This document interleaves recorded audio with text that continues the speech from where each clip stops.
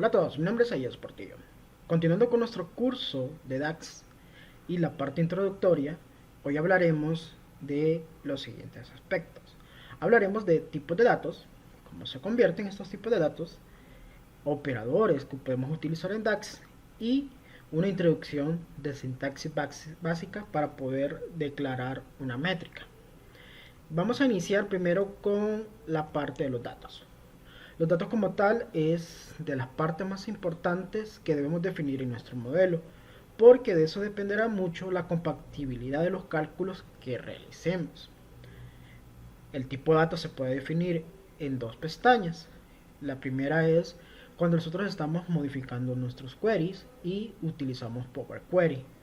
Aquí podemos hacer conversiones de datos o definir de una u otra forma el tipo de datos asociado a la columna, como vemos en esta diapositiva.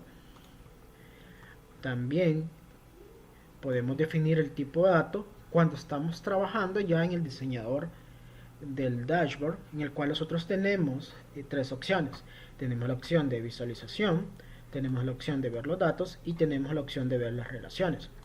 En esta parte de las relaciones nosotros podemos seleccionar una tabla y modificar la configuración del comportamiento de la tabla a nivel de columnas. Ahí también podemos cambiar los tipos de datos. Lo primero que hay que tomar en cuenta es que estos tipos de datos nos van a permitir hacer determinadas operaciones. Y si nosotros estamos comparando dos columnas o el resultado de una función con respecto a una columna, siempre se da el caso de que pueden generarse conversiones entre los tipos de datos.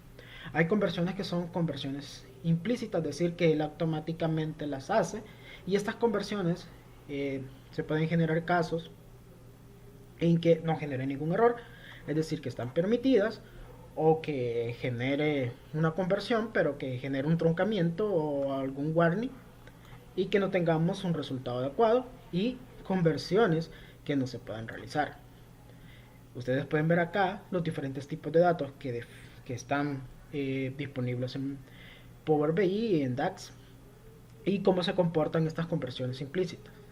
Deben tomar en cuenta de que si en algún momento hay un tipo de datos que no se puede convertir implícitamente, tendremos que hacer la conversión por medio de la utilización de funciones. Claro, en este caso tendremos que modificar quizás el tipo de dato para que sea compatible con el dato que queremos hacer la conversión.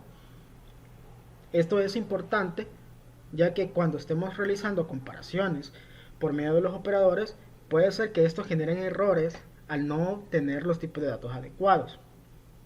Ahora bien, cuando nosotros hablamos de operadores, generalmente estamos hablando de conceptos de programación que en todo lenguaje existe.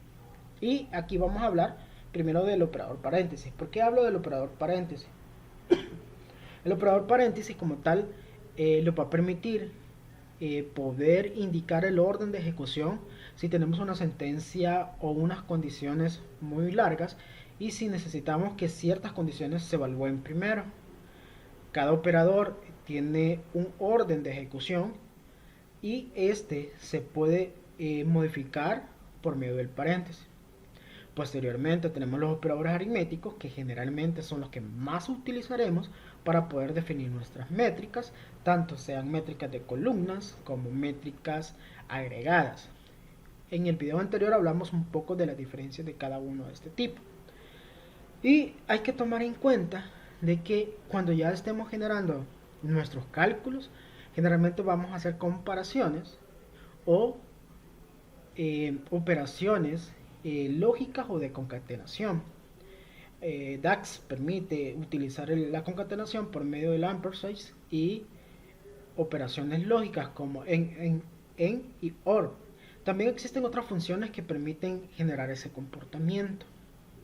Ahora bien, para ir terminando ya este video y esta parte básica introductoria, lo que hay que tomar en cuenta cuando nosotros generamos una nueva métrica o una nueva columna, dependiendo del contexto que queramos aplicar, siempre hay un identificador que nosotros definimos.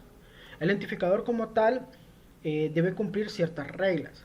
Primero, si nosotros queremos un identificador sin utilizar el corchete, significa que vamos a utilizar un nombre que respeta los estándares de programación, es decir, que tiene un nombre que inicia con una letra y no tiene espacio en blanco.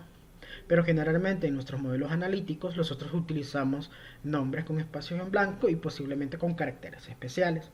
Cuando definimos esos nombres, si nosotros agregamos sin definir el corchete o hacemos referencia sin utilizar el corchete, puede generar error.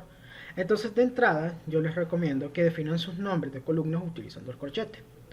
Posteriormente, que en este caso, digamos, estamos creando una nueva métrica o una nueva columna, simplemente nosotros utilizamos las columnas existentes o los cálculos algebraicos que queramos utilizar y los asignamos.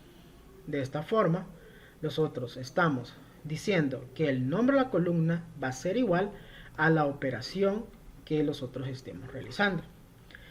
Tomen en cuenta que cuando nosotros agregamos una columna, esta operación que realizamos es 1 por 1. Ya si queremos una función agregada, que es la parte de métrica, generalmente se le conoce como measure, estas van a utilizar funciones que van a hacer operaciones agregadas, pongamos un ejemplo como suma, máximos, mínimos, sobre un conjunto de datos. En este caso, pongamos si utilizamos una función sum, va a ser la suma de la columna que está asociada a una tabla. Ahora bien, en este caso, estamos evaluando todos los datos, pero si nosotros queremos que nuestras métricas que vamos a estar utilizando tengan un comportamiento dependiendo de condiciones, nosotros vamos a poder utilizar funciones condicionales que van a permitir devolver valores, y es que estos valores definan el comportamiento de nuestras métricas. Muchas gracias. Nuevamente los invito a que te suscribas a mi canal. Si te gustó este video, regálalos un like. También que te unas a nuestro grupo de Facebook y ayúdalos a que crezcamos. Nos vemos en el siguiente video.